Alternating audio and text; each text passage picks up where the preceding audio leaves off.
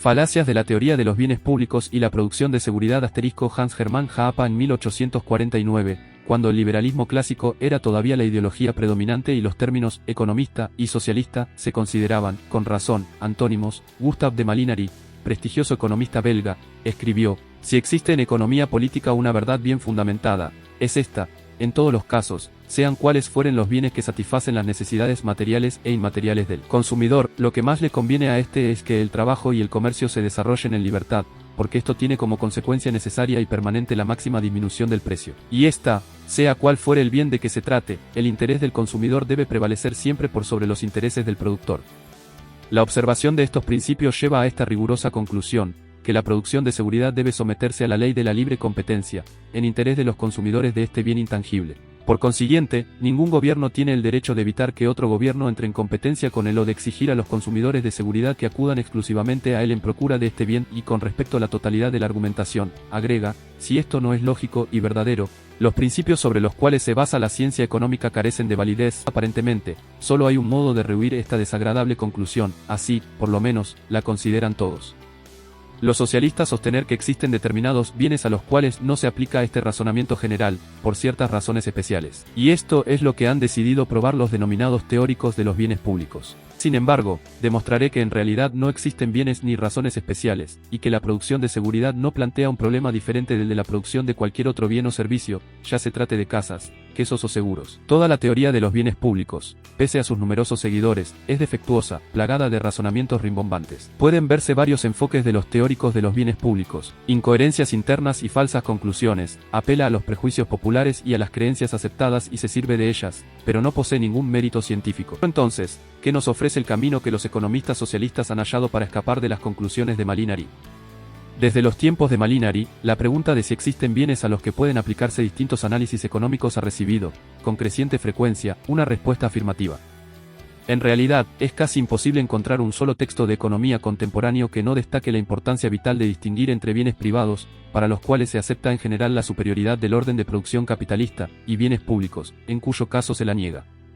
5. Se afirma que ciertos bienes o servicios, entre los que se cuenta la seguridad, poseen la especial característica de que no están limitados a quienes realmente han pagado por ellos. Por el contrario, pueden disfrutarlos aún las personas que no han participado en su financiación. Se los denomina bienes o servicios públicos, en contraste con los bienes o servicios privados, que benefician exclusivamente a los que los han pagado. Y se aduce que esta característica especial de los bienes públicos es la que determina que los mercados no los produzcan, o por lo menos no en la cantidad o con la calidad suficientes, por lo cual se necesita la acción compensadora del Estado. 6. Los ejemplos que ofrecen diferentes autores acerca de los presuntos bienes públicos varían muchísimo. A menudo clasifican de manera diferente el mismo bien o servicio, lo que hace que ninguna clasificación de un bien particular sea irrefutable. Esto prefigura claramente el carácter ilusorio de toda la diferenciación.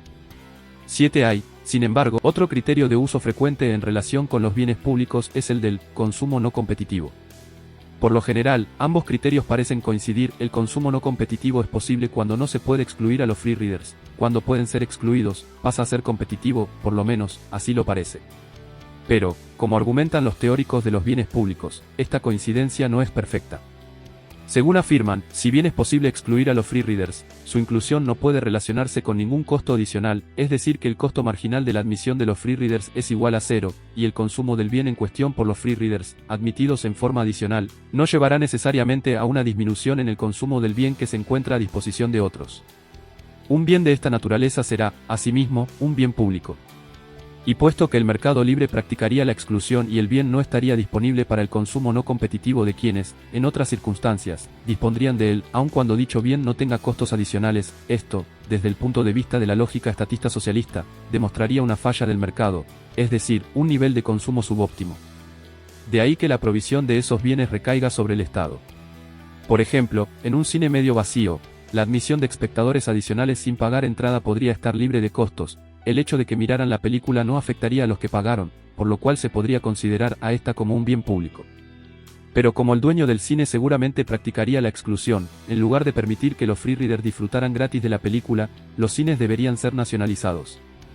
Acerca de las numerosas falacias que se derivan de la definición de los bienes públicos en términos de consumo no competitivo, Ejemplos de bienes públicos que gozan de particular aceptación entre el público, como el cuerpo de bomberos, que al apagar un incendio evitan que la casa del vecino sea alcanzada por el fuego, con lo cual éste se beneficia aunque no haya contribuido en absoluto a financiarlo, o la policía, que patrulla las inmediaciones de mi casa e impide así que los ladrones entren en la de al lado, aunque su dueño no coopera para el mantenimiento de ese servicio, o el ejemplo del faro, uno de los preferidos por los economistas, 8 que ayuda al barco a hallar su ruta aunque el dueño de este no haya aportado nada para su construcción o conservación. Antes de continuar con la presentación y el examen crítico de la teoría de los bienes públicos, investiguemos hasta qué punto resulta útil la distinción entre bienes privados y públicos para ayudar a decidir cuáles deben ser producidos en forma privada y cuáles por el Estado, o con ayuda de este. Ni siquiera el análisis más superficial podría dejar de señalar que si se utiliza el supuesto criterio de no exclusión, en lugar de encontrar una solución razonable, se originarían grandes dificultades. Por lo menos a primera vista parecería que algunos de los bienes y servicios provistos por el Estado podrían calificarse verdaderamente como bienes públicos, pero no se ve con claridad cuántos de ellos, cuya producción está realmente a cargo de aquel, pueden incluirse en esa categoría. Los ferrocarriles, los servicios postales, los teléfonos, las calles y otros por el estilo, parecen ser bienes cuyo uso puede ser limitado a las personas que los financian, por lo cual se manifiestan como bienes privados. Lo mismo puede decirse sobre muchos aspectos de un bien tan polifacético como la seguridad. Cualquier cosa pasible de ser asegurada puede calificarse como un bien privado. Con todo, esto no basta, ya que, así como hay un sinnúmero de bienes provistos por el Estado que parecen ser en realidad privados, también existen muchos, producidos en forma privada, que podrían incluirse en la clase de los bienes públicos. Es obvio que mis vecinos pueden disfrutar contemplando los rosales de mi jardín, con lo cual se benefician sin haberme ayudado jamás a cuidarlos. Lo mismo puede decirse de todas las mejoras que yo haya hecho en mi propiedad, que al mismo tiempo han aumentado el valor de las aledañas. La actuación de un músico callejero proporciona placer incluso a aquellos que no depositan una moneda en su gorra. Los pasajeros que viajan conmigo en el ómnibus no me han ayudado a comprar mi desodorante. Y todos aquellos que se relacionan conmigo son beneficiarios de los esfuerzos que he realizado, sin su aporte económico, para convertirme en una persona digna de aprecio.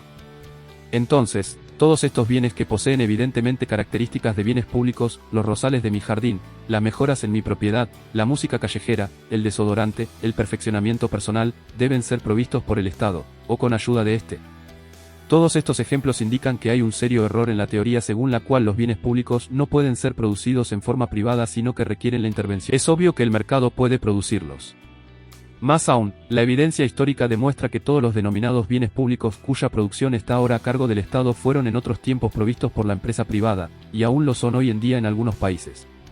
Por ejemplo, los servicios postales se financiaban en forma privada prácticamente en todas partes, las calles eran privadas, todavía siguen siéndolo en algunos lugares, hasta los famosos faros fueron antaño fruto de la iniciativa privada. 9 Existen fuerzas de policía, detectives y árbitros privados, y tradicionalmente las organizaciones caritativas privadas han velado por los enfermos, los pobres, los ancianos, los huérfanos y las viudas.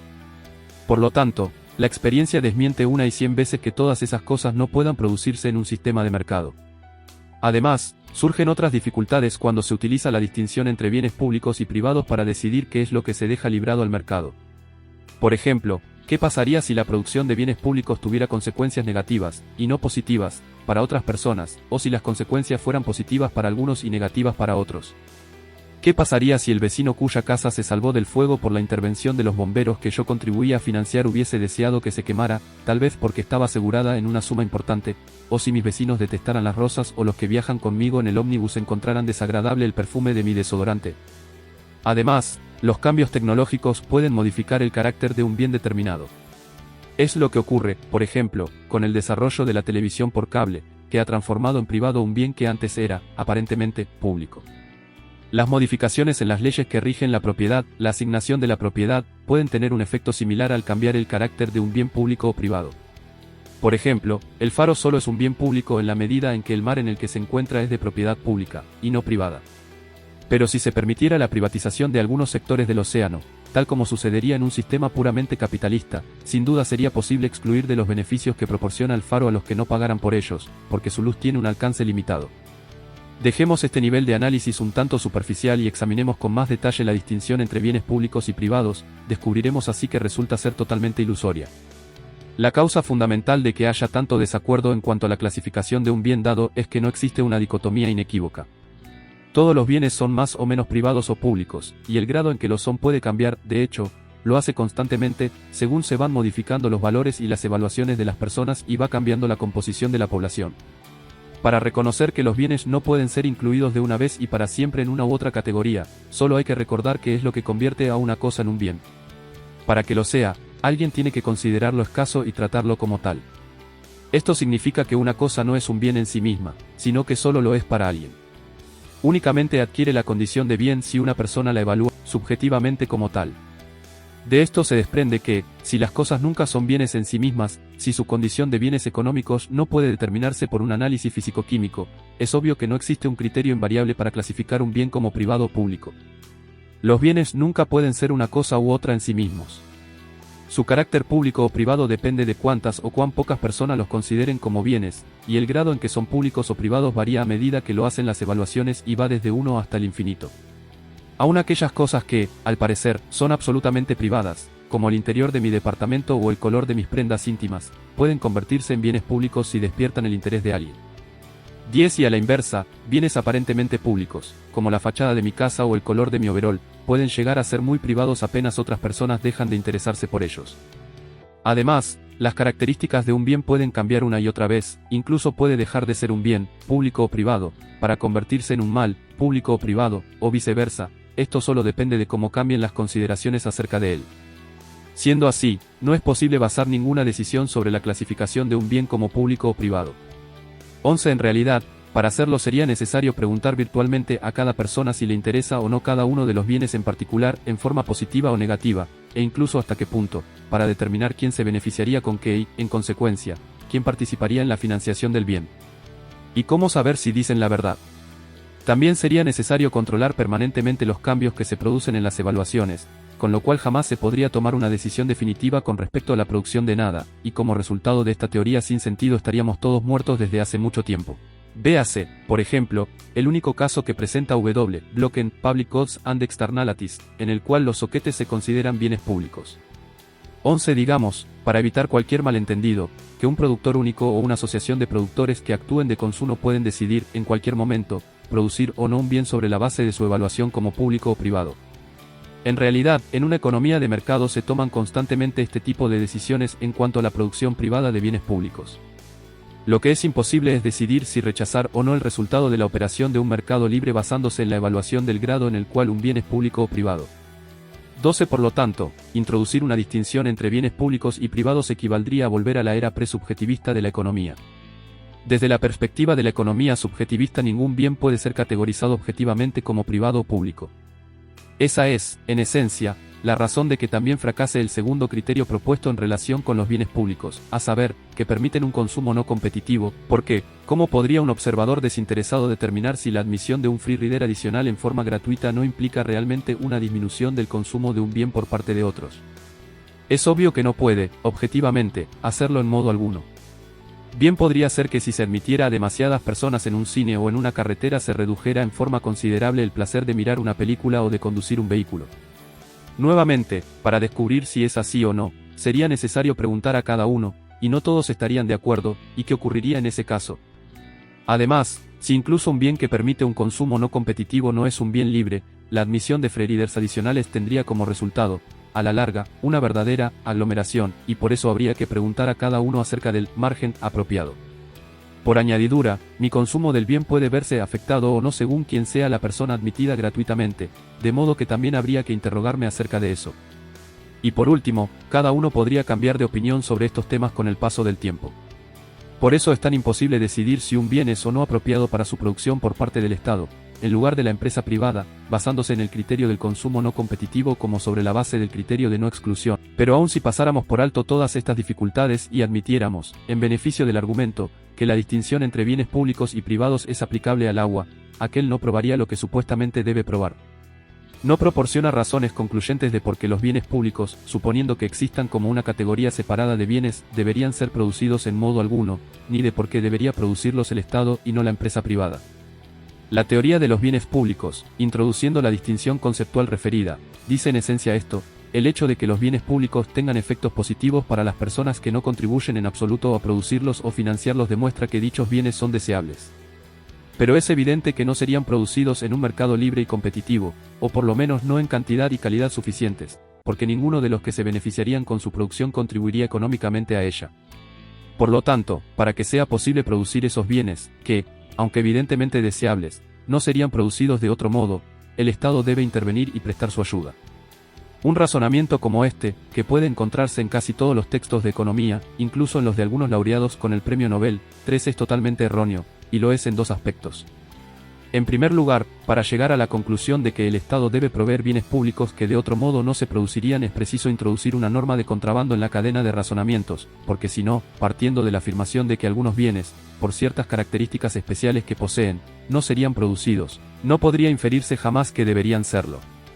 Pero al introducir esta norma para justificar su conclusión, los teóricos de los bienes públicos han traspasado los límites de la economía como ciencia positiva, ver Frey, para entrar en el ámbito de la moral o de la ética. En consecuencia, podría esperarse que enunciaran una teoría de la ética como disciplina cognoscitiva, para legitimar lo que están haciendo y extraer su conclusión de manera justificada. Sin embargo, nunca se podrá destacar lo suficiente el hecho de que en toda la bibliografía existente acerca de los bienes públicos no hay una sola mención de algo que se parezca siquiera vagamente a una teoría cognoscitiva de la ética. Sin embargo, estos análisis no tienen nada que ver con la ética. Por el contrario, intentan sustituir el establecimiento de principios éticos justificables por consideraciones de eficiencia económica, en relación con la crítica de estas tentativas. En última instancia, todos los argumentos sobre la eficiencia son inaplicables porque sencillamente no existe un modo que no sea arbitrario de calcular, pesar y agregar las utilidades o desutilidades que resultan de determinada asignación de derechos de propiedad. De ahí que cualquier intento de recomendar un sistema particular para asignar derechos de propiedad en Desde el vamos que los teóricos de los bienes públicos están haciendo un mal uso del prestigio que podrían tener como economistas positivos por sus pronunciamientos respecto de temas en los cuales, como sus propios trabajos lo indican, carecen en absoluto de autoridad. Es que, quizá, dieron accidentalmente con algo correcto, sin fundamentarlo en una teoría moral elaborada. Se hace evidente que nada podría estar más lejos de la verdad apenas se pronuncia en forma explícita la norma necesaria para llegar a la conclusión de que el Estado debe ayudar a proveer bienes públicos. La norma es esta: toda vez que se demuestre de algún modo que la producción de un bien o servicio particular tiene un efecto positivo sobre alguien, pero no se lo puede producir en absoluto, o no se lo puede producir en una cantidad o con una calidad definida a menos que ciertas personas participen en su financiación, está permitido ejercer violencia contra ellas, sea en forma directa o indirectamente con la ayuda del Estado, y esas personas deben ser compelidas a compartir las obligaciones financieras necesarias. No hace falta aclarar que la implementación de esta regla conduciría al caos, porque equivale a decir que cualquiera puede atacar a otro cuando le parezca. Más aún, como lo he demostrado en detalle en otro trabajo, 15, esta norma nunca puede ser considerada como justa. Este tipo de razonamiento, en realidad todo razonamiento, en favor o en contra de cualquier posición, sea esta moral o no, sea empírica o lógico-analítica, debe dar por sentado que, a la inversa de lo que dice realmente la norma, queda asegurada la integridad de cada individuo como una unidad físicamente independiente para la toma de decisiones. Solo se puede afirmar algo, y después llegar a un posible acuerdo o desacuerdo al respecto, si cada uno está libre de agresión física por parte de otro. Por lo tanto, el principio de no agresión es la precondición necesaria para el debate y el posible acuerdo, y por eso se lo debe defender racionalmente como una norma justa por medio de un raciocinio a priori. Función de su supuesta maximización del bienestar social, no es más que un fraude pseudocientífico, han propuesto en forma reiterada como guía para la política económica, tampoco debe confundirse con un principio ético propiamente dicho. De acuerdo con este principio, solo pueden ejecutarse aquellos cambios en la política para los cuales exista un consenso unánime. Esto, con toda seguridad, parece muy atractivo, pero también determina, mutatis mutandis, que el statu quo debe ser preservado si el consenso respecto de cualquier propuesta de cambio no alcanza la unanimidad, y esto parece mucho menos atractivo porque implica que cualquier estado de cosas dado con respecto a la asignación de derechos de propiedad debe considerarse legítimo, sea como punto de partida o como situación que debe continuar de la misma manera. Sin embargo, los teóricos de los bienes públicos no ofrecen ninguna justificación de esta audaz exigencia, en términos de una teoría normativa de los derechos de propiedad, cuando se les solicita que lo hagan, por lo cual el principio de la unanimidad carece, en última instancia, de fundamentación ética. En realidad, el principio favorito de los seguidores de Buchanan resulta enteramente absurdo como criterio moral, porque reconoce legitimidad a cualquier statu quo posible. Buchanan y Tallack, de nuevo siguiendo a Wicksell, liquidan lo que pueda haber quedado del principio de unanimidad, reduciéndolo, efectivamente, a un principio de unanimidad relativa o cuasi unanimidad. Pero el razonamiento defectuoso que implica la teoría de los bienes públicos no es la única causa de su fracaso.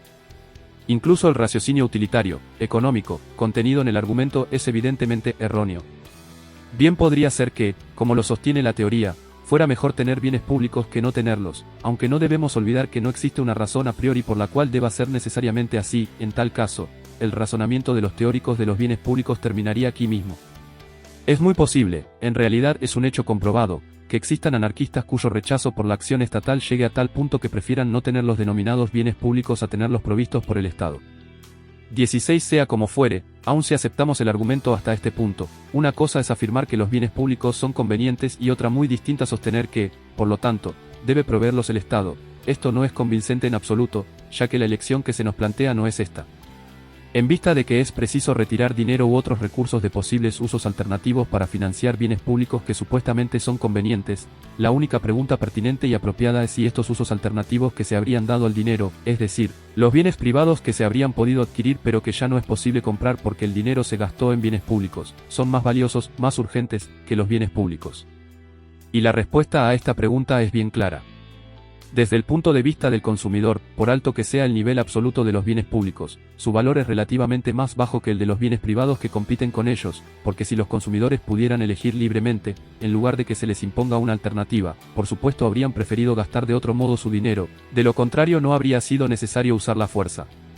Esto demuestra, más allá de toda duda, que los recursos empleados en la provisión de bienes públicos se malgastan, porque lo que se provee a los consumidores es, a lo sumo, bienes y servicios de importancia secundaria. En resumen, aun asumiendo que existiesen bienes públicos claramente distinguibles de los privados, y si se pudiera garantizar la utilidad de determinado bien, los bienes públicos deberían competir con los privados.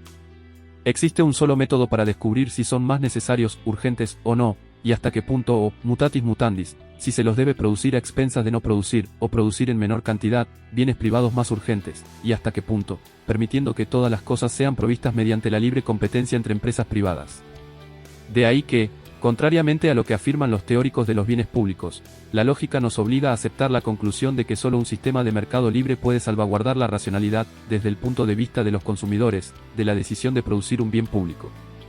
Y solo en un orden puramente capitalista se puede asegurar que la decisión acerca de la cantidad que se debe producir, si es que se debe producir algo, será también racional. 17. Para que el resultado fuese diferente haría falta, entre paréntesis, la existencia de un solo anarquista también invalida todas las referencias al óptimo de Pareto como criterio para la acción estatal económicamente legítima. 17. En esencia, el mismo razonamiento que nos lleva a rechazar la teoría socialista estatista, cuyo fundamento es el carácter supuestamente único de los bienes públicos de acuerdo con el criterio de no exclusión, se aplica también en revolución semántica de características verdaderamente orwellianas. Los teóricos de los bienes públicos solo podrían demostrar lo que afirman si se interpretara que cuando alguien dice no, en realidad quiere decir sí, que cuando una persona no compra una cosa es porque la prefiere a cualquier otra, que la violencia realmente significa libertad, que no hacer un contrato implica contratar, etc. 18. Pero en este caso, el caso en el cual estos bienes se definen mediante el criterio de consumo no competitivo, véanse notas 6 y 12.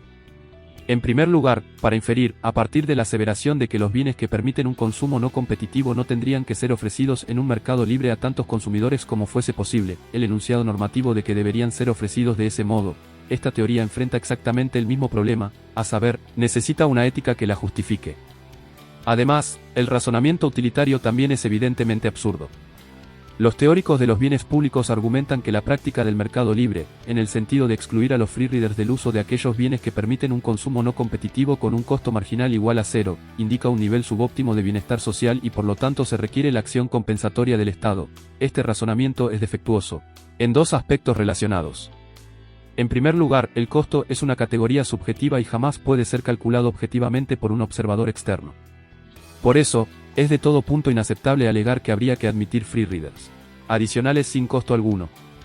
En realidad, si la admisión de más consumidores en forma gratuita tuviese verdaderamente un costo subjetivo igual a cero, el productor privado del bien en cuestión la permitiría.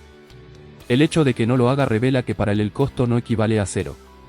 Esto puede deberse a que él piensa que si los admitiera disminuiría la satisfacción que pueden obtener otros consumidores y así tendería a rebajar el precio de su producto, o, simplemente, a que le disgustan los free riders. Es lo que pasa, por ejemplo, cuando yo me opongo a admitir en mi living, que no está totalmente lleno de gente, a varias personas a quienes no he invitado para que hagan de él un consumo no competitivo. De todos modos, como no se puede presuponer que el costo es igual a cero, sea cual fuere la razón de ello, es ilógico hablar de una falla del mercado cuando ciertos bienes no se distribuyen sin cargo. Por otra parte, si se acepta la recomendación de los teóricos de los bienes públicos en el sentido de dejar que el Estado provea en forma gratuita los bienes cuyo consumo es supuestamente no competitivo, las pérdidas de bienestar serán, sin duda, inevitables. El Estado, que no depende de las adquisiciones voluntarias de los consumidores, además de cumplir la insuperable tarea de determinar qué bienes satisfacen este criterio, debe primero enfrentar y resolver el problema, también insoluble, de decidir racionalmente qué cantidad del bien público va a proveer. Es obvio que, como ni siquiera los bienes públicos son libres, sino que están sujetos a aglomeración en cierta etapa de su uso, no hay un punto en el cual el Estado pueda detener su producción, porque cualquiera que sea el nivel de la oferta, habrá usuarios que quedarán excluidos y que, si la oferta fuera mayor, podrían convertirse en free riders. Ahora bien, incluso si se pudiera resolver milagrosamente este problema, de todos modos el costo, necesariamente inflado, de producción y operación de los bienes públicos distribuidos en forma gratuita para un consumo no competitivo, tendría que pagarse por medio de impuestos. Y este hecho, es decir, que los consumidores han sido obligados a disfrutar de esos bienes como free riders, demuestra nuevamente más allá de toda duda que el valor de estos bienes públicos también es inferior, desde la perspectiva de los consumidores, al de los bienes privados que compiten con ellos y que ya no es posible adquirir. 18. Entre los modernos representantes del lenguaje ambiguo orwelliano los más importantes son J. Buchanan y G. Tallack, sus obras se citan en la nota 3. Afirman que el gobierno se basa en un contrato constitucional, en el cual cada uno está, conceptualmente de acuerdo, en someterse a los poderes coercitivos de aquel con la condición de que todos los demás lo hagan también. Según esto, el gobierno, aparentemente coercitivo, en realidad sería voluntario. A este curioso argumento se le pueden oponer varias objeciones obvias. En primer lugar, no hay evidencia empírica de que alguna constitución haya sido aceptada en forma voluntaria por cada uno de los interesados. Peor aún, la sola idea de que todas las personas se obliguen voluntariamente es inconcebible, así como lo es negar el principio de contradicción. Porque si la coerción aceptada libremente es voluntaria, tendría que ser posible revocar la propia sujeción a la Constitución, con lo cual el Estado no sería muy diferente de un club al que uno se asocia espontáneamente. Pero si no se tiene el derecho de no hacer caso del Estado, por supuesto, nadie lo tiene, y esto es lo que distingue al Estado de un club, entonces es lógicamente inadmisible pretender que la aceptación del poder coercitivo del Estado es voluntaria. Además, incluso si lo fuera, el contrato constitucional no podría obligar a nadie, excepto a los signatarios originales de la Constitución. ¿Cómo pueden Buchanan y Tallack manifestar ideas tan absurdas? Utilizando un truco semántico. Aquello que en el lenguaje pre-orwelliano era inconcebible, o un desacuerdo, es para ellos algo conceptualmente posible, o un acuerdo conceptual. En J. Buchanan, A Contractarian Perspective of Anarchy, en Freedom Inconstitutional. ¿Cómo podríamos estar seguros de que realmente quieren decir lo que parecen decir cuando dicen lo que dicen y no quieren significar exactamente lo contrario, o incluso dicen algo que tiene un sentido definido pero no hacen otra cosa que parlotear? El caso es que no podemos saberlo. En consecuencia, M. N. Roosevelt está totalmente en lo cierto al hablar de los esfuerzos que hacen los ideólogos de los bienes públicos para probar la existencia de lo que denominan fallas del mercado debido a la falta de producción de bienes públicos, o a una producción cuantitativa o cualitativamente deficiente de estos. Escribe que, un punto de vista como este interpreta de manera incorrecta la aseveración de la ciencia económica de que la acción del mercado libre es siempre óptima. No lo es desde la perspectiva de la ética personal de un economista, sino desde la de las acciones libres, voluntarias, de todos los participantes, y porque satisface las necesidades libremente expresadas de los consumidores. Por ende, la interferencia gubernamental siempre, y de modo inevitable, alejará esa acción de su punto óptimo. 19. En realidad, los argumentos con los que se intenta probar las fallas del mercado son claramente absurdos. Si se prescinde de la jerga técnica, lo único que demuestran es esto: un mercado no es perfecto y se caracteriza por regirse por el principio de no agresión impuesto en condiciones signadas por la escasez. De este modo, aquellos bienes o servicios que solo podrían producirse si la agresión estuviera permitida, simplemente no se producen. Muy cierto. Ningún teórico de la economía de mercado se atrevería a negarlo. Pero, y esto es fundamental, esta imperfección del mercado es defendible, tanto en el aspecto moral como en el económico, mientras que las supuestas perfecciones de los mercados que preconizan los teóricos de los bienes públicos no lo son.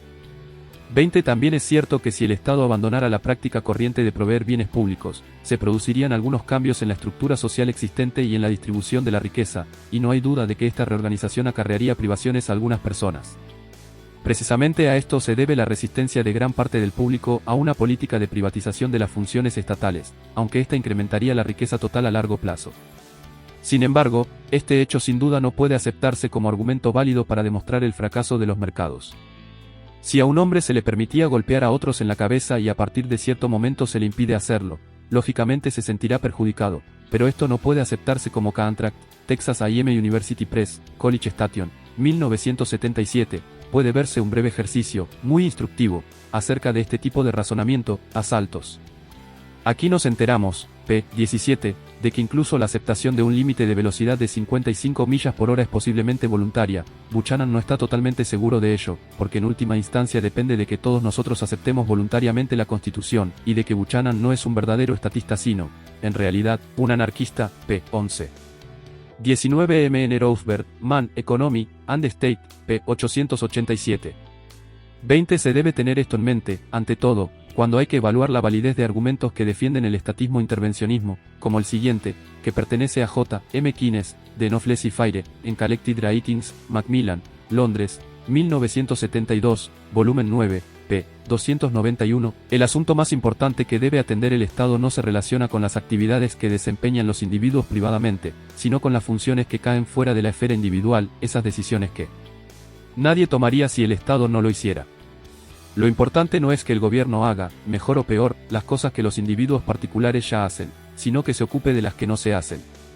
Este razonamiento no solo parece falso, sino que lo es. Excusa válida para mantener las antiguas reglas, que lo autorizaban a golpear. Si bien ha sido afectado, esto significa que se ha sustituido un sistema en el que algunos consumidores tienen el derecho de determinar en qué casos a otros no se les permite comprar en forma voluntaria lo que desean con medios legítimamente adquiridos y de los cuales disponen, por otro en el que todos tienen igual derecho a decidir qué bienes se deben producir y en qué cantidad. Por cierto, desde la perspectiva de todos, como consumidores voluntarios, esta sustitución es preferible y beneficiosa. La fuerza del razonamiento lógico, pues, nos lleva a aceptar la conclusión de Molinari de que, para beneficio de los consumidores, todos los bienes y servicios deben ser producidos por los mercados.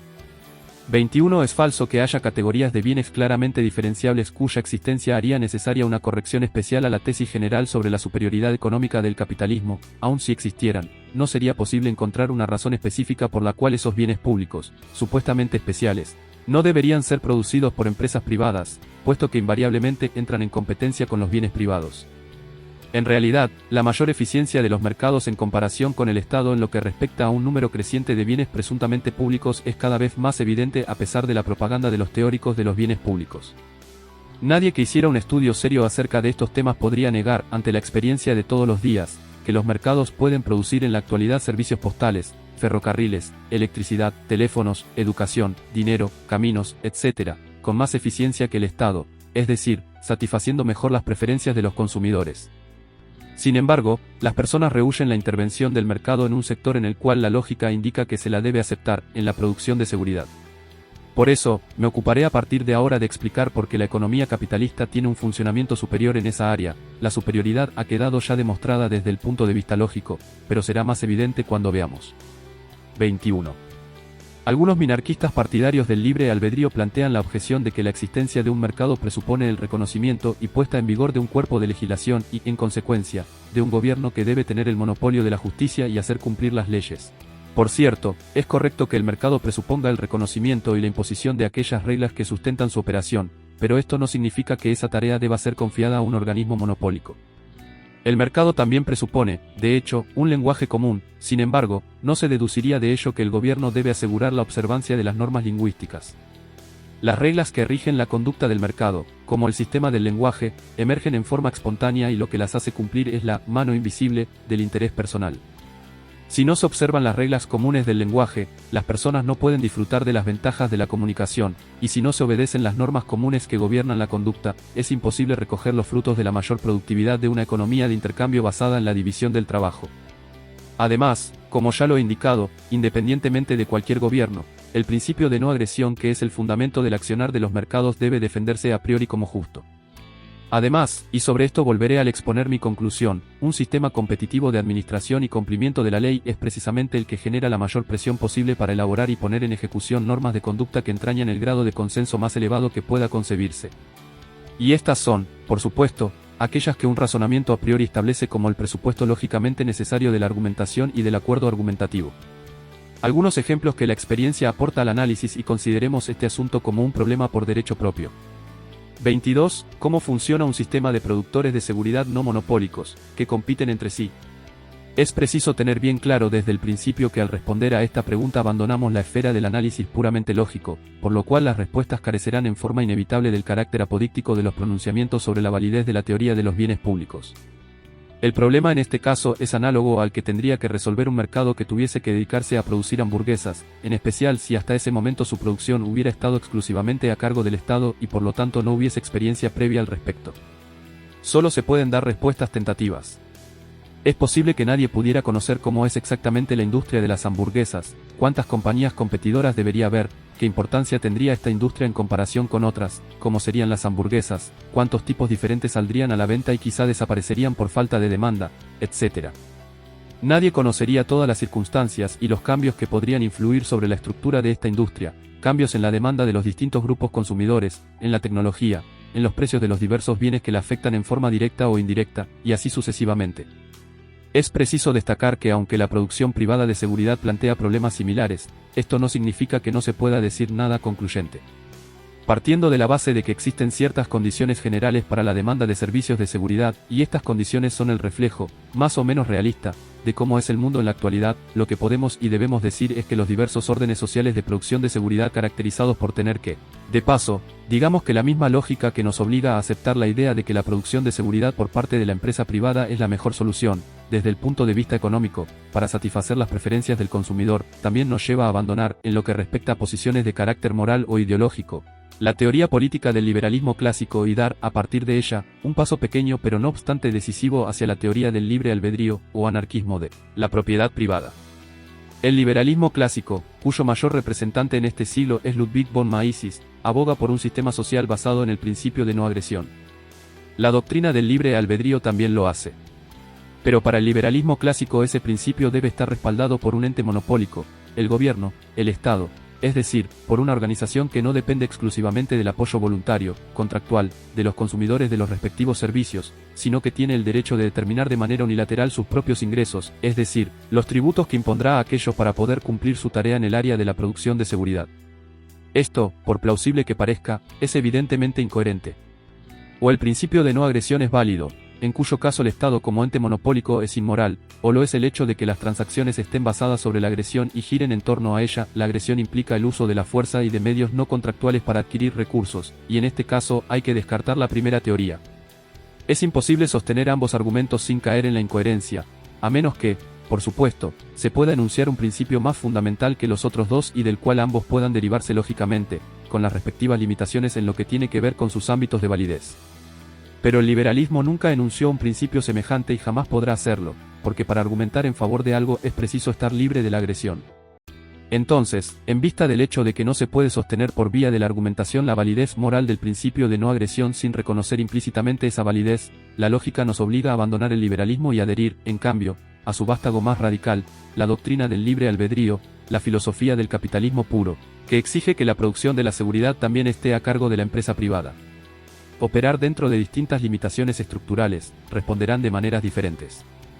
23. Analicemos primero en detalle la producción de seguridad por el Estado, de carácter monopólico, porque al menos en este caso disponemos de amplia evidencia con respecto a la validez de las conclusiones. Después compararemos este sistema con el que existiría si este modo de producción fuera reemplazado por uno no monopolista. Aunque la seguridad se considere un bien público, debe competir con otros bienes en lo que respecta a la asignación de recursos. Lo que se gasta en seguridad ya no se puede gastar en otros bienes que también aumentan la satisfacción del consumidor. Además, la seguridad no es un bien único y homogéneo, sino que posee numerosos aspectos y componentes.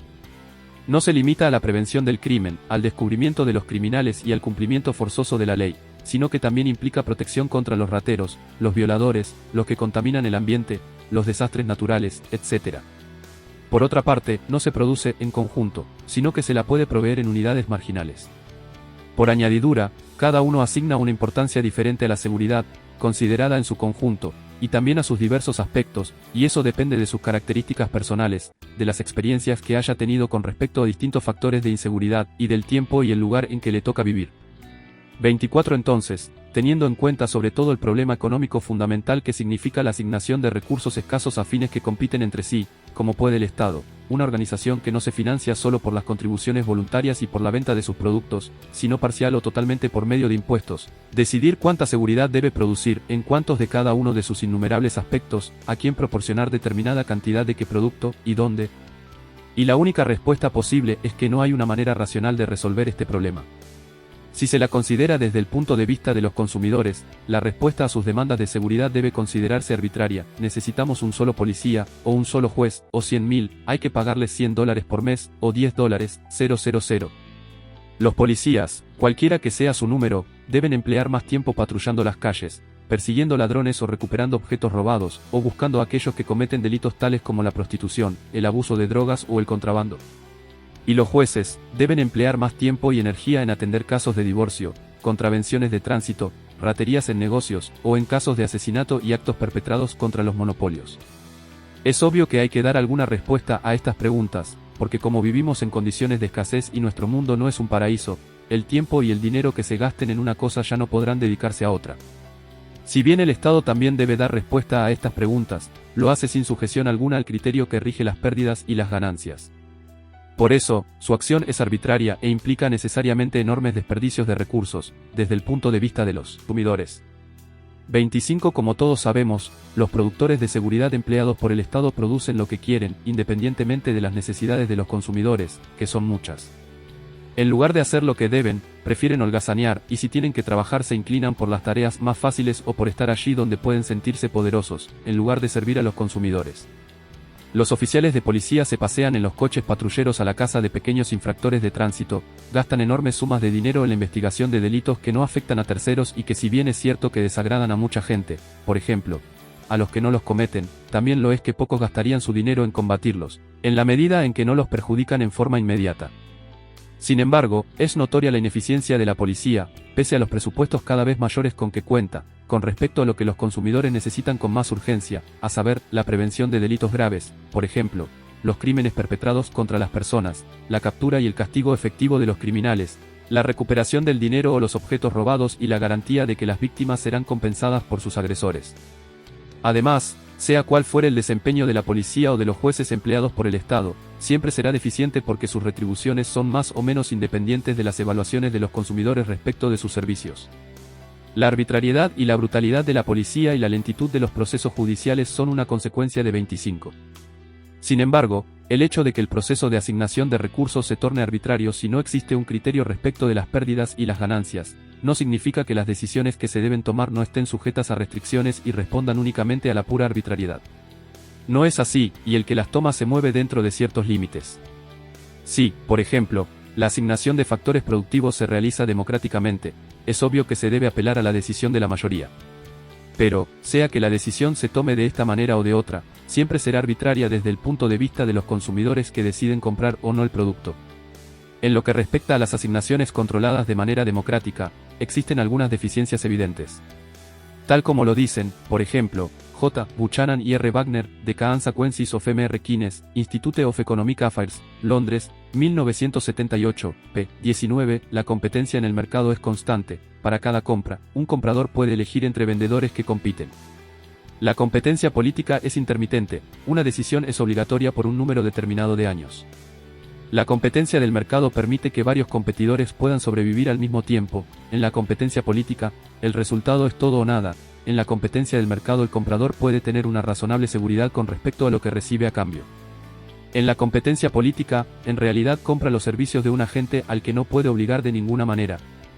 Además, como un político necesita asegurarse la cooperación de la mayoría de sus pares, para él un voto tiene un significado mucho menos limpio que el que tiene el voto, que se le otorga a una firma privada. Sin embargo, casi siempre se pasa por alto la deficiencia más importante, y lo hacen sobre todo quienes exaltan el hecho de que la democracia otorga el mismo valor a los votos de todos, mientras que el sistema en el cual el consumidor es el soberano permite votos desiguales. Cuando impera la soberanía de los consumidores, los votos pueden ser desiguales, pero, en todo caso, aquellos ejercen su control exclusivamente sobre las cosas que han adquirido a través de una apropiación original o de un contrato, y por lo tanto están obligados a adoptar una conducta moral. En un sistema de producción basado en la democracia, se supone que todos tienen algo que decir incluso acerca de las cosas que no han adquirido, con lo cual existe una invitación permanente no solo a crear una inestabilidad legal, con todos sus efectos negativos sobre el proceso de formación de capital, sino, además, a actuar de manera inmoral. También es digno de destacarse el hecho de que ni la policía ni el sistema judicial ofrecen a los consumidores nada que se parezca a un contrato de servicio en el que conste en términos inequívocos el procedimiento que se pondrá en marcha en una situación específica. En cambio, ambos actúan en un vacío contractual que con el tiempo los lleva a cambiar en forma arbitraria sus reglas de procedimiento y que explica el hecho, verdaderamente ridículo, de que las controversias en las que participan policías y jueces, por un lado, y ciudadanos privados por el otro, no sean dirimidas por un árbitro independiente sino por otro policía u otro juez que es también parte interesada en la disputa por ser empleado del Estado. En tercer lugar, todo el que haya estado alguna vez en un departamento de policía o en un juzgado, para no hablar de las cárceles, sabe bien que los factores productivos empleados para proveer de seguridad al público están deteriorados por el uso excesivo, mal conservados y sucios. Como ninguno de los que usan esos factores productivos los posee realmente, nadie puede venderlos y apropiarse privadamente del producto de esa venta, y en consecuencia las pérdidas, y las ganancias, del valor incorporado en el capital utilizado quedan socializadas. Todos tratarán de incrementar sus ingresos privados resultantes del uso de los factores a expensas de pérdidas en el valor del capital.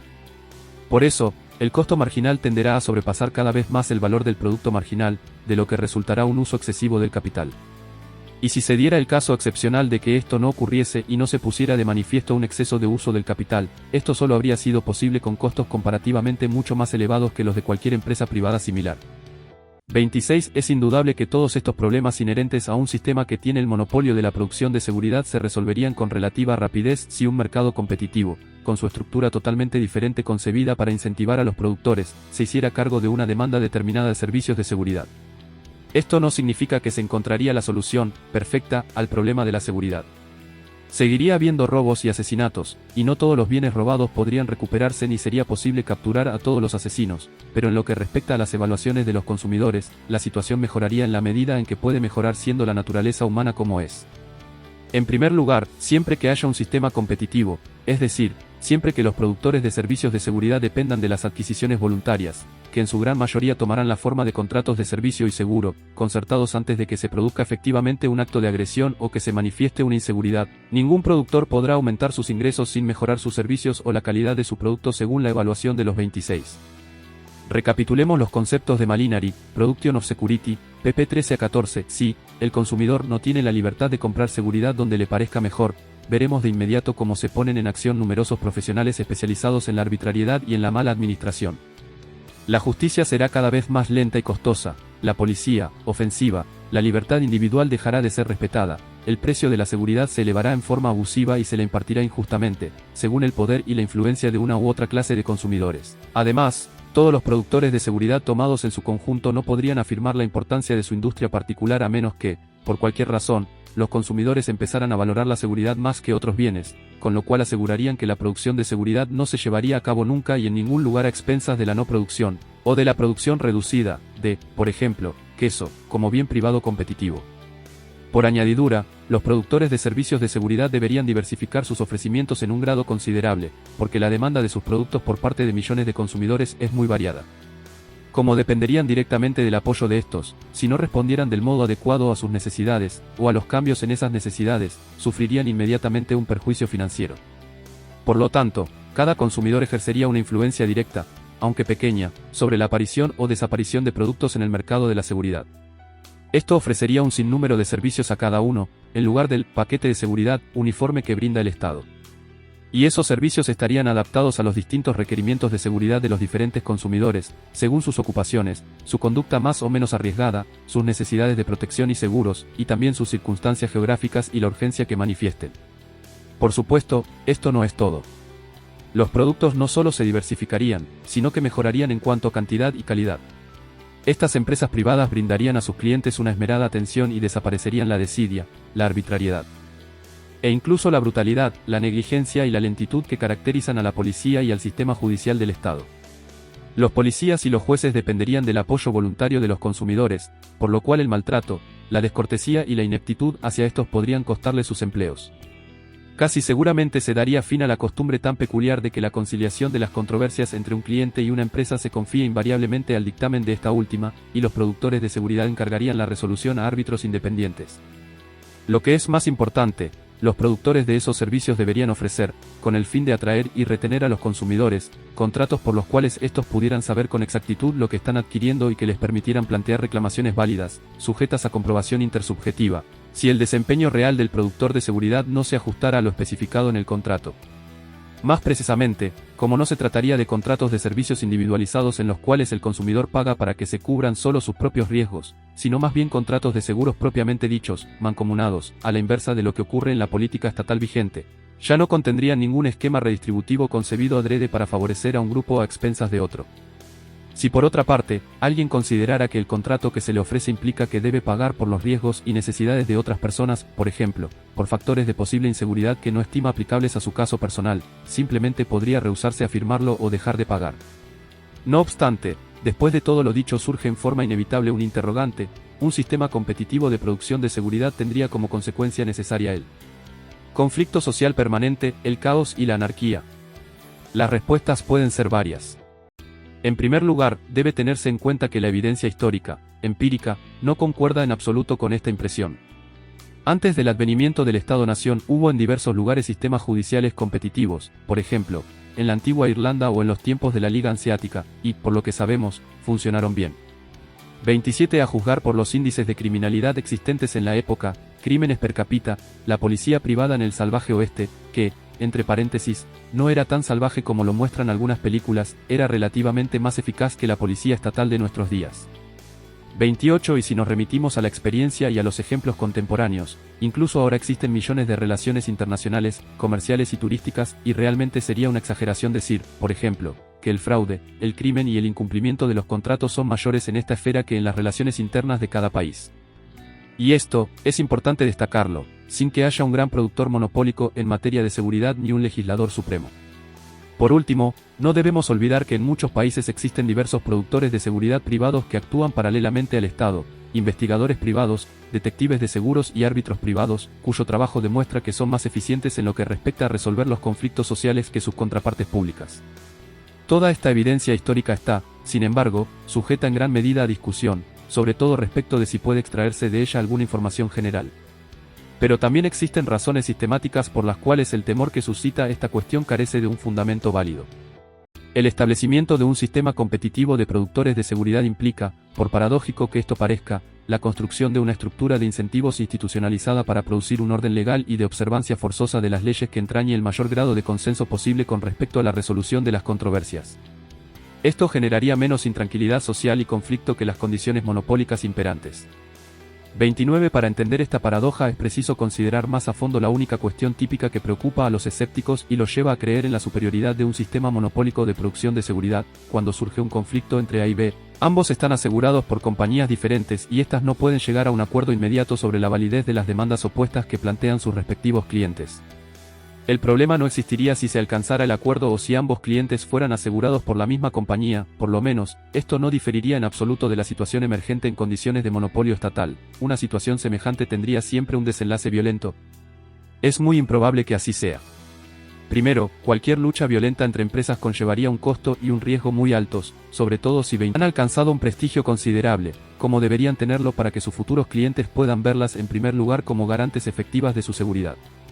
Lo que es más importante, en un sistema competitivo, los costos de cualquier conflicto entre compañías que dependen de la continuación de los pagos voluntarios de los consumidores tendrían que recaer forzosamente sobre todos y cada uno de los clientes de ambas.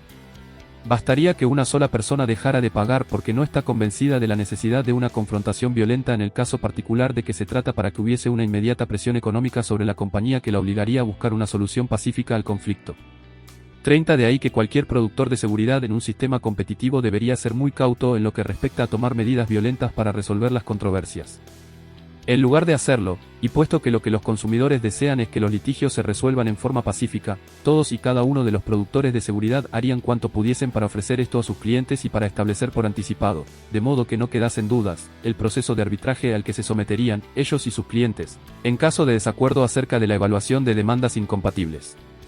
Los clientes de las distintas compañías considerarían que un esquema semejante solo podría funcionar si todos ellos estuvieran de acuerdo con respecto a las medidas arbitrales, por lo cual se desarrollaría naturalmente un sistema legal que regiría las relaciones entre compañías y sería aceptable para los clientes de todas las firmas competitivas, sin excepciones. Por otra parte, así aumentaría más aún la posibilidad de que se produjeran presiones económicas que generasen reglas representativas del consenso acerca del modo de dirimir las controversias. En un sistema competitivo, los árbitros independientes encargados de encontrar soluciones pacíficas a los litigios estarían supeditados al apoyo continuado de las dos compañías en disputa, puesto que cualquiera de ellas podría recurrir a un juez diferente, y por supuesto lo haría si estuviera insatisfecha con la sentencia dictada. Por lo tanto, estos jueces se sentirían presionados para encontrar soluciones, en este caso, no con respecto al procedimiento sino al contenido de la ley, que fuesen aceptables para todos los clientes de las firmas en disputa.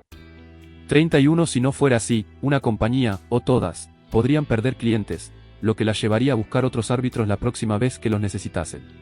Esto ofrece un marcado contraste con la política estatal, por la cual se entablan conflictos violentos sin el apoyo voluntario de nadie, porque el Estado tiene el derecho de imponer tributos, y pensemos si el riesgo de una guerra sería mayor o menor en el caso de que el ciudadano tuviera el derecho de dejar de pagar impuestos en el mismo momento en que considerara que la política estatal en materia de relaciones exteriores no es de su agrado. 31. Nuevamente debemos hacer notar que las normas que tienen el mayor grado posible de consenso son, por supuesto, aquellas cuya validez se desprende del razonamiento y cuya aceptación, acerca de cualquier cosa que sea posible, es unánime, como ya lo hemos indicado. 32. También en este caso puede observarse el contraste con los jueces empleados por el Estado, cuyos sueldos se pagan con el producto de los impuestos y que, por lo tanto, son relativamente independientes de la satisfacción de los consumidores, por eso, pueden dictar sentencias que, como es obvio, no todos aceptan como justas, y preguntémonos si el riesgo de que no se descubriera la verdad en un caso determinado aumentaría o disminuiría si uno tuviese la posibilidad de ejercer presión económica. Toda vez que pensara que un juez que tal vez algún día tendría que juzgar nuestra propia causa no es lo suficientemente cuidadoso en la consideración de los hechos y en el dictamen acerca de ellos, o quizás es sencillamente un truán. Sin embargo, no sería posible que en un sistema competitivo una compañía productora de seguridad se pusiera fuera de la ley, es decir que, con el apoyo de sus propios clientes, comenzara a agredir a otras. Por supuesto, no se puede negar que tal posibilidad existe, pero digamos nuevamente que nos encontramos en la esfera de la ciencia social empírica y nadie puede saber con certeza si es así. Y sin embargo, la sugerencia tácita de que la posibilidad de que esto ocurra indica de algún modo una grave deficiencia en los fundamentos filosóficos y económicos de un orden social puramente capitalista, es falsa. 33. Ante todo, recordemos que la existencia continuada de cualquier sistema social, no menos de un orden estatista socialista que de una pura economía de mercado, depende de la opinión pública, y que en todo momento un estado determinado de esa opinión pública delimita lo que puede y lo que no puede ocurrir, así como lo que es más o menos probable que ocurra. Por ejemplo, el estado actual de la opinión pública en Alemania Occidental hace sumamente improbable, o aún imposible, que se pueda imponer allí un sistema estatista similar al soviético. La falta de apoyo público lo condenaría al fracaso y lo destruiría. Y sería aún más improbable que un sistema de ese tipo pudiera instituirse en los Estados Unidos, dadas las características de la opinión pública en ese país. Por lo tanto, si queremos comprender correctamente el problema de las compañías que podrían situarse al margen de la ley, tenemos que formular la cuestión en estos términos: ¿qué probabilidad existe de que un hecho semejante pueda producirse en una sociedad dada, con un estado específico de la opinión pública? La respuesta a una pregunta expresada de esta manera será diferente según las distintas sociedades. En algunas, que se caracterizan por el profundo arraigo de ideas de corte socialista, la posibilidad de que surjan compañías que lleven a cabo políticas agresivas será mayor, y en otras será mucho menos probable que esto ocurra. Pero entonces, la perspectiva de un sistema competitivo de producción de seguridad en cualquier caso dado, será mejor o peor que la continuación de un sistema estatista. Veamos, por ejemplo, el caso de los Estados Unidos en el presente. Supongamos que el Estado aboliera su derecho de proporcionar seguridad a cambio del pago de impuestos e introdujera un sistema de seguridad competitivo. Dado el estado actual de la opinión pública, ¿qué probabilidad existiría de que surgieran proveedores al margen de la ley y qué sucedería en ese caso? Como es obvio, la respuesta depende de las reacciones de la gente a este cambio en la situación. Por lo tanto, lo primero que habría que replicar a quienes objetan la idea de un mercado privado en lo que respecta a la seguridad, sería: ¿y qué va a hacer usted? ¿Cuál va a ser su reacción? Su temor a las compañías que se autoproscriben significa que entraría en tratos con un productor de seguridad que agrediera a otros y a su propiedad, y que usted seguiría apoyándolo si lo hiciera. Por cierto, cualquier crítica sería callada por un contraataque así. Pero más importante que esto es el desafío sistemático implícito en este contraataque personal. Es evidente que el cambio de situación descripto implicaría una transformación en la estructura de costo-beneficio que cada uno debería enfrentar una vez tomada su 33 decisión. Antes de la introducción de un sistema competitivo de producción de seguridad, podía ser legal participar en un sistema agresivo y sustentarlo. Ahora, esa actividad se convierte en ilegal. Por lo tanto, Dado que el hombre posee una conciencia que hace que las decisiones que toma sean más o menos costosas, es decir, estén más o menos en armonía con los principios personales respecto de lo que es una conducta correcta, el apoyo a una compañía que explota a aquellos que no desean secundar voluntariamente sus acciones puede ser más costoso ahora que antes. Dado que es así, se debe presumir que la cantidad de personas, entre ellas las que en otras circunstancias se habrían apresurado a apoyar al Estado, dispuestas a gastar dinero para sustentar a una compañía que procede con honestidad sería cada vez mayor, e iría en aumento en todos los lugares en los que se llevara a cabo un experimento social semejante. Por el contrario, el número de aquellos que están de acuerdo con una política de explotación, en la cual unos ganan a expensas de otros, disminuiría. Por supuesto, el grado de rigurosidad de este efecto dependería del estado de la opinión pública.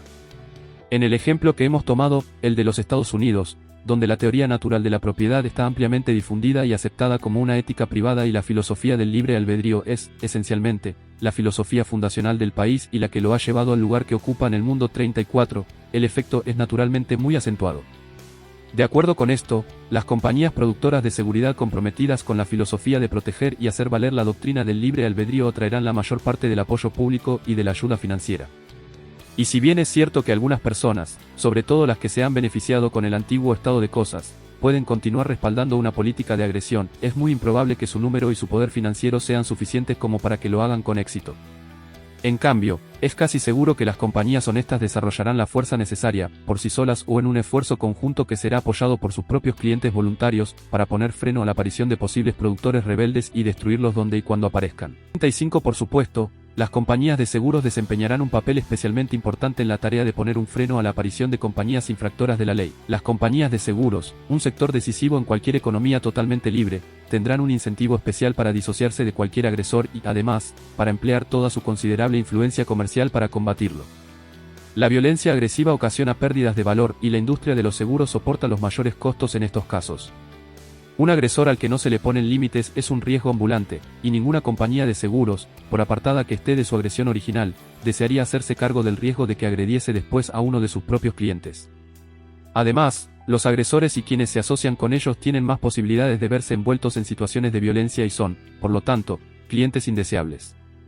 Es probable que una compañía de seguros rehúse brindar cobertura a estas personas, por el prudente deseo de disminuir cualquier pérdida futura que su agresión pudiese causar. Pero aunque su motivación no fuera esta, se vería obligada a elevar drásticamente sus primas o a cancelar cualquier tipo de cobertura para evitar el riesgo adicional que implica su inclinación a la violencia. En una economía competitiva, ninguna compañía de seguros puede afrontar el riesgo de continuar cubriendo a individuos agresivos o a quienes tienen tratos con ellos, y hacer que sus clientes honestos carguen con los costos. Pronto los perdería, porque preferirían firmas más honorables cuya cobertura representase un cargo menor.